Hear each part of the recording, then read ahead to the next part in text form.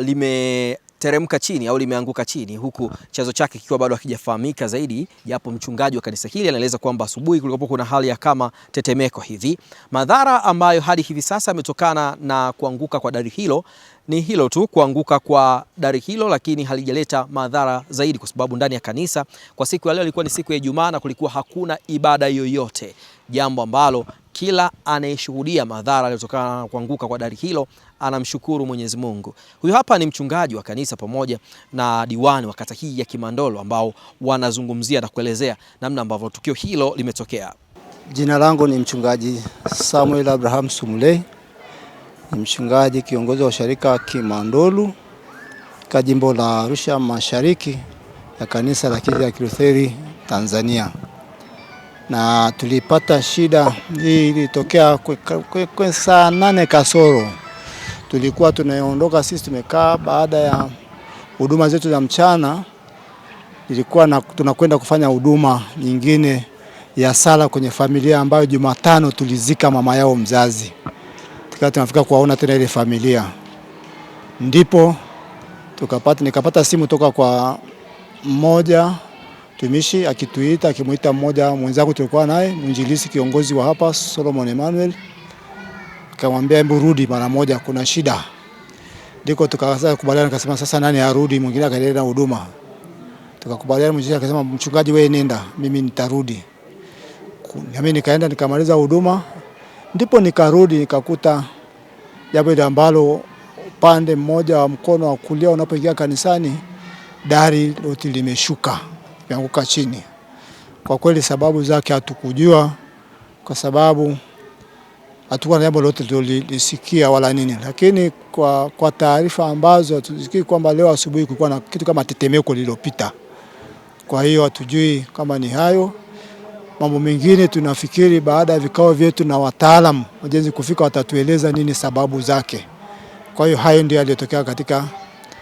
Tunachomshukuru Mungu ni kwamba hakuna mtu aliyekuwa ndani. Jumatano tulikuwa na ibada kubwa sana hapa ya kumzika bibi ambaye alikuwa na zaidi ya miaka 113. Tulikuwa na ibada hii, tulikuwa na watu zaidi ya 2000. Kwa hiyo sisi kwetu kama kanisa tunamshukuru Mungu hapa imetokea muda ambao hakuna mtu aliyekuwa mle ndani. Kwa hiyo mengine yote jambo la kumshukuru Mungu kwamba limetokea wakati ambao sio muda wa ibada, lakini pia tulikuwa na jambo lolote ambalo limetufanya tuwe mle ndani. Hayo ndio yaliyotupata, na mpaka sasa tumeshawasiliana na uongozi wa diocese, walishafika uongozi wa katibu wetu mkuu na ameshafika hapa kuona mambo mengine. Kwa hiyo mkuu wa jimbo naye ameshafika, tuma ujumbe.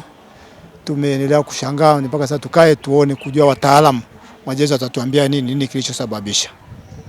Baba mchungaji, ukitazama kwa namna ambavyo paa hilo limeanguka, kwa sababu ni upande wa kulia, upande wa kushoto hapa hajaanguka, katika macho ya kawaida unaweza kuhisi shida inaweza ikawa ni nini, kwa sababu sio paa lote lililoanguka?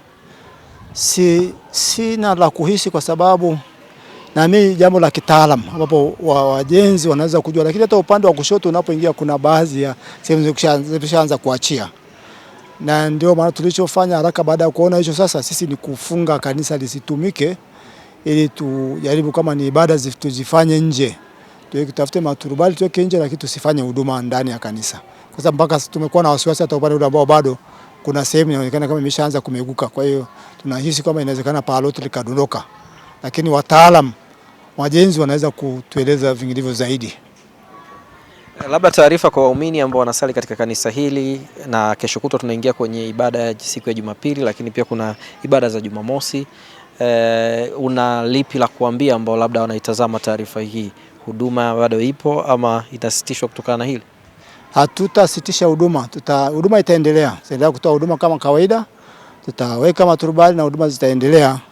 Kitu kikubwa kwa waumini sote pamoja tuungane kumshukuru Mungu kwamba madhara yametokea, lakini hakuna kifo kilichotokea. Hilo ni jambo la kumshukuru Mungu. Na kanisa hili ndani wanaketi watu wangapi, na katika hili pia tunamuona Mungu kwa namna gani, kwa maana ya tukilitafsiri kiimani zaidi hili tukio? Kanisa letu hili linaweza kuchukua watu zaidi ya 2000. Na kwa kweli watu wanamuona Mungu, sababu tunakuwa na ibada 3. Baada ya kwanza ambayo tunaingia saa 12:30, Ibada ya pili tunaingia saa 3 na ibada ya tatu ambayo ni ya lugha ya Kimasai tunaingia saa 5 mpaka saa 7. Kwa hiyo watu wanamuona Mungu.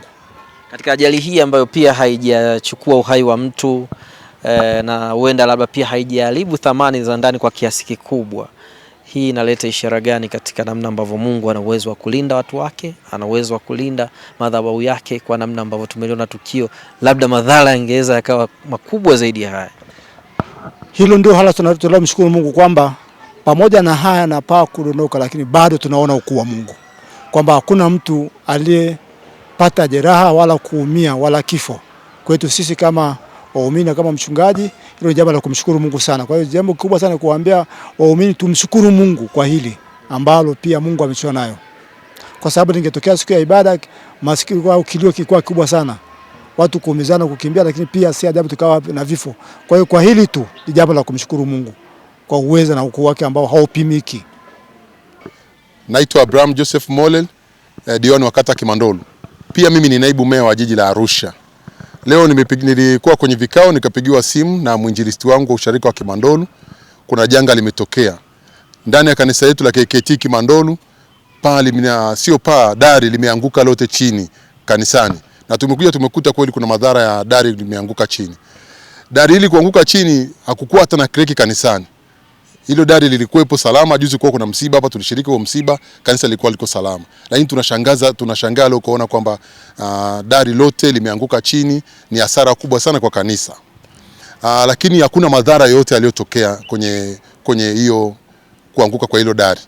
Lakini nimemwambia mwinjilisti na mchungaji kwa sasa hivi tusipatumia hapa kanisani, kwa sababu kuna dari lingine bado limebaki linaning'inia. Itakuwa ni hatari hata kwa watumishi walioko kanisani. Tumefunga kanisa kwa muda, tukiwaita wataalamu na mainjinia wa diocese waje watushauri namna ya kutoa lile dari lingine. Mahala pa kusali tutaangalia tu mahala pa kusali, kwa sababu madhara hayajatokea. Tuna eneo kubwa zote kata Turubai nje watu wakasali. Kwa hiyo nitoe wito kwa wananchi wa kata Kimandolu kuambia kwamba hakuna madhara yaliyotokea, hakuna taharuki kubwa iliyotokea zaidi ya hilo dari kuanguka chini ndani ya kanisa. Asanteni sana. Wito wako kwa makanisa mengine sasa, je, ni wakati sahihi wa kukagua nyumba za ibada hasa kwenye sehemu ambazo zinakuwa na mkusanyiko wa watu kama humo kwenye